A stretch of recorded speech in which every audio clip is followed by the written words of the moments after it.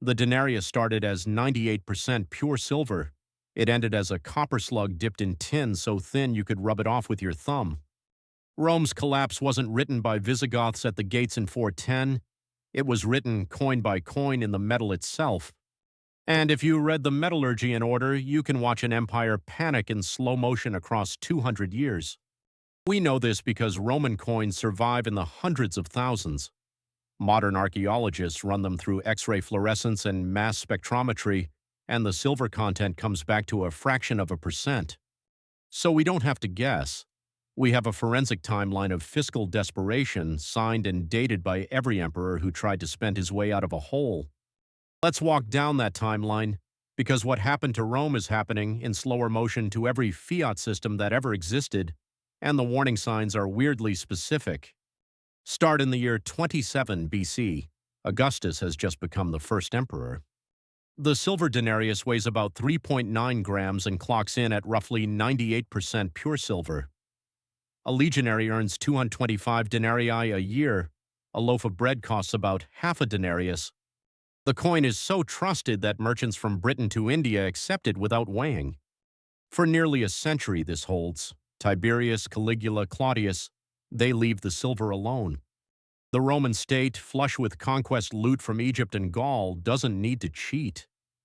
The denarius is effectively the world's reserve currency, and Rome behaves like a country that knows it.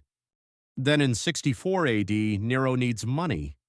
The Great Fire of Rome has just leveled 10 of the city's 14 districts. He's rebuilding on a scale Rome has never seen, including his own Domus Aurea, a 300-room palace with a 30-meter bronze statue of himself in the lobby. The treasury is empty, so Nero does something clever and catastrophic.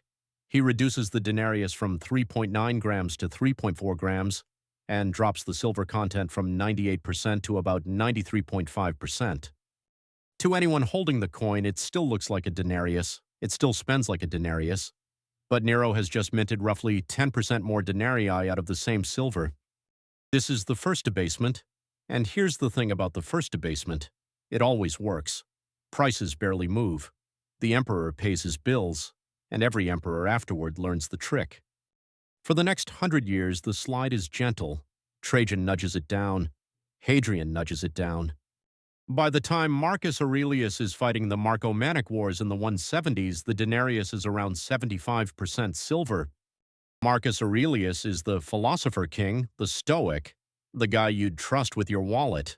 And even he debases the coinage to pay his legions. That's the lesson hiding in the data. Debasement isn't a moral failing of bad emperors, it's a structural trap. Once military spending outruns tax revenue, and once your soldiers expect raises they were promised by your predecessor, you have three options. Raise taxes and risk revolt, cut the army and lose the borders, or quietly water down the silver and hope nobody notices. Every emperor, good or bad, picks option 3, every single one. Now we hit the acceleration. In 193 AD, Septimius Severus comes to power after a civil war fought between 5 different claimants. To consolidate, he raises legionary pay by 25%. He has no money for this, so he slashes the denarius to roughly 50% silver, half. In one generation, the coin has gone from a trusted instrument to a token, and the market starts to notice. Grain prices in Egypt, which we can track from papyrus receipts, begin climbing. Not catastrophically yet. But the trust is cracking. His son Caracalla is the inflection point. In 215 AD, Caracalla invents a new coin called the antoninianus. He tells the public it's worth 2 denarii, but it only contains about 1.5 denarii worth of silver. This is naked, transparent monetary fraud, a 33% tax on every coin in circulation, imposed by decree. And here's what happens next, exactly as Gresham's law predicts. People hoard the old, purer denarii and spend the new antoniniani.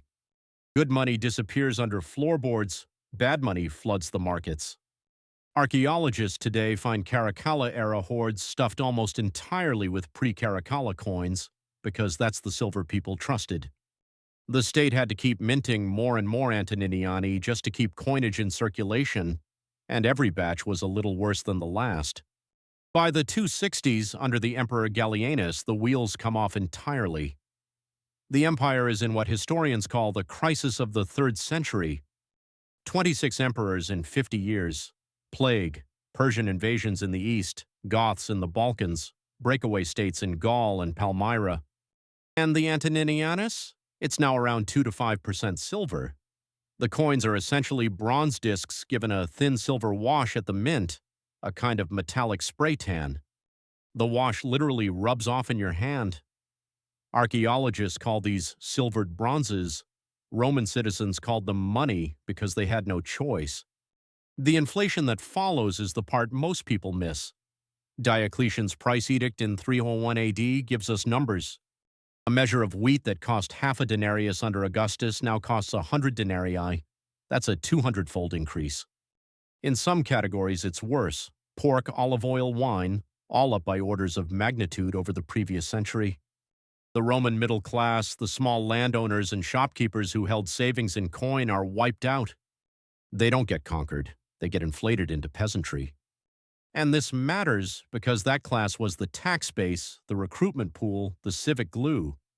When their savings evaporated, so did their stake in defending the system. Diocletian tries to fix it the way governments always try to fix it: price controls. His edict on maximum prices in 301 sets legal ceilings for over 1,000 goods, with the death penalty for violators. It collapses within a few years. Merchants simply stop selling at the legal price. Goods vanish from markets. A black market explodes. The edict has to be quietly abandoned. You can read the inscriptions today on stone tablets across the empire. The legal price of a chicken, frozen forever in a year when no one would sell you a chicken at that price. Constantine, around 312, finally stabilizes things, but only for the rich. He introduces the gold solidus at 4.5 grams of nearly pure gold. The solidus holds its value for 700 years. It becomes the backbone of the later Byzantine economy. But the solidus is a coin for senators, generals, and tax collectors. The common Roman, paid in copper, never sees one. The empire effectively becomes bimetallic and biclass. The elite transacts in stable gold. Everyone else transacts in inflating copper. Sound familiar? By the time Alaric's Visigoths sack Rome in 410, the Western Empire is already, in a meaningful sense, broke.